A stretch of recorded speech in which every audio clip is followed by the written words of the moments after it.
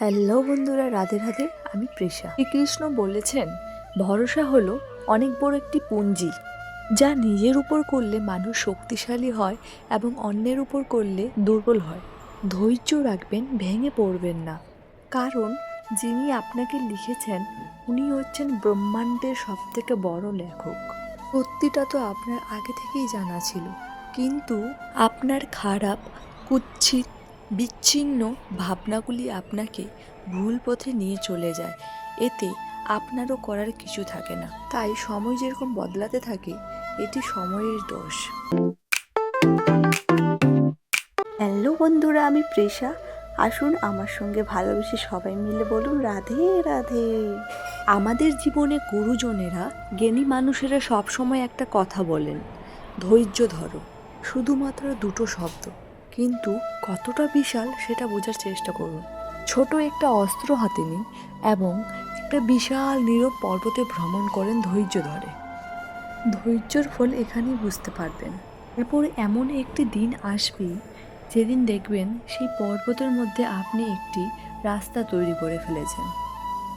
আর তখনই আপনি বুঝতে পারবেন ধৈর্য কাকে বলে, ধৈর্যর ফলে কি হয়।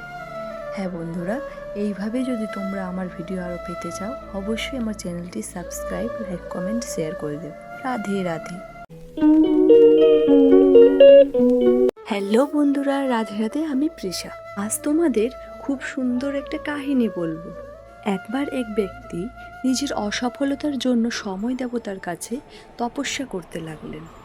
উনি তপস্যা করলেন এবং সময় দেবতা মানুষের রূপ নিয়ে উনার সামনে প্রকট হলেন এবং সেই ব্যক্তি উনাকে জিজ্ঞেস করলেন, কি এমন আছে যার জন্য আপনি বারবার জয়ী হন এবং আমি বারবার পরাজিত হই?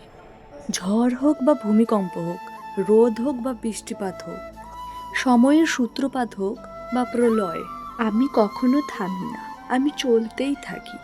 এই বলে সময় দেবতা নিজের উত্তর শেষ করলেন। এইরকম ভিডিও যদি তোমরা আরও পেতে চাও, অবশ্যই চ্যানেলটি সাবস্ক্রাইব, লাইক, কমেন্ট, শেয়ার করে দেবে। এবং দেখা হচ্ছে তোমাদের সঙ্গে নেক্সট ভিডিওতে। আর হ্যাঁ বন্ধুরা, তোমাদের কেমন লাগছে অবশ্যই জানাবে। তোমরা জানাতে একদম ভুলবে না। রাধে রাধে।